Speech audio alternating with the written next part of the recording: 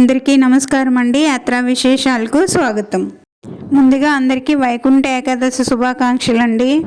రేపు వైకుంఠ ఏకాదశి సందర్భంగా వైకుంఠ ఏకాదశి గురించి, ధనుర్మాసం గురించి, అలాగే గోదాదేవి కళ్యాణం గురించి తెలుసుకుందామండి. అన్ని విషయాలు క్లియర్గా చెప్తాను, వీడియో ఎక్కడ స్కిప్ చేయకుండా చూడండి. ధనుర్మాసంలో వచ్చే ఈ ఏకాదశి అత్యంత ప్రాముఖ్యతను సంతరించుకున్న విషయం మనందరికీ తెలిసిందే. ఈ ఏకాదశిను వైకుంఠ ఏకాదశి అని, ముక్కోటి ఏకాదశి అని, మోక్షద ఏకాదశి అని కూడా అంటారండి.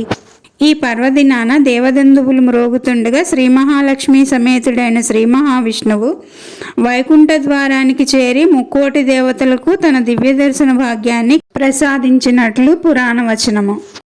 వైకుంఠ ద్వారం గుండా వచ్చారు కాబట్టి వైకుంఠ ఏకాదశి అని, ఆ శ్రీ మహాలక్ష్మీ నారాయణను దర్శించుకున్న ముక్కోటి దేవతలు మోక్షాన్ని పొందారు కాబట్టి మోక్షద ఏకాదశి అని అంటారు.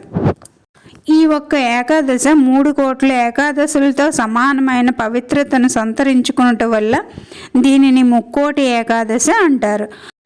ఈ పవిత్ర పర్వదినాన ఆ శ్రీమన్నారాయణుని అర్చిస్తే ముక్కోటి దేవతలను అర్చించిన ఫలితం దక్కుతుంది.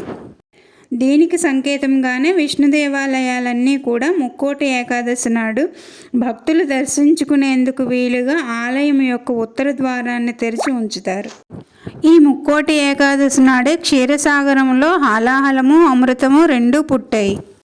ఈ పవిత్రమైన రోజునే శివుడు హాలాహలాన్ని మింగి లోకాలకు ఆనందాన్ని కలిగించాడు.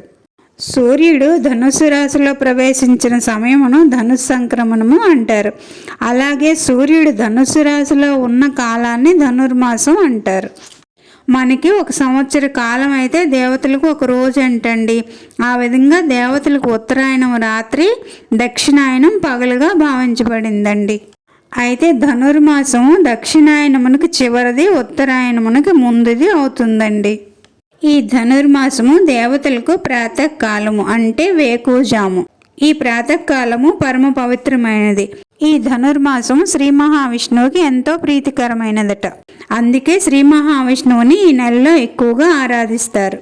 ఈ నెల రోజులు విష్ణు ఆలయాలు కోలాహలంగా ఉంటాయండి. వేకువజామునే లేచి స్నానపానాలు ముగించుకొని విష్ణు ఆలయాలకు వెళ్ళి ఆ శ్రీ మహావిష్ణువుని కీర్తిస్తూ ఆరాధన చేసి చక్కెర పొంగలి నైవేద్యంగా సమర్పిస్తారండి. ఈ ధనుర్మాసంలో చేసే దాన ధర్మాలు, పండితులకు చేసే సన్మానాలు ఎంతో పుణ్యఫలాన్ని ఇస్తాయంట. గోదాదేవి కథ కూడా ఈ మాసానికి సంబంధించినదే. కలియుగంలో మానవ కన్యగా జన్మించి గోదాదేవిగా ప్రఖ్యాతమైన ఆండాళ్ళమ్మ సాక్షాత్తు భగవంతుడినే భర్తగా పొందాలనే తలుపుతో గోదాదేవి ధనుర్మాసంలో చేసిన ఈ వ్రతాన్ని నేటికి మనం ఆచరిస్తున్నాము.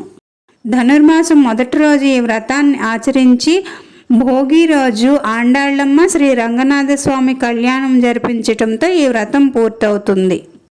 నిజానికి భూదేవియే ఆండాళ్ళమ్మ అని చెప్తారు. జనక మహారాజు భూమిని దున్నే సమయంలో సీతాదేవి దొరికినట్లుగానే విష్ణు చిత్తుడు అనే ఆళ్వార్కు తులసి తోట సాగు చేస్తుండగా ఆండాళ్ళమ్మ దొరికింది.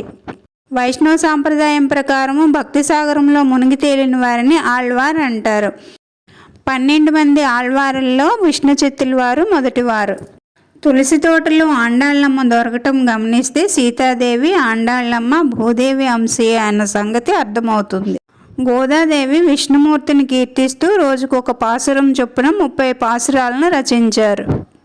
పాసురాలు అనగా విష్ణుమూర్తి కోసం పాడిన భక్తి రసమైన కీర్తనలు.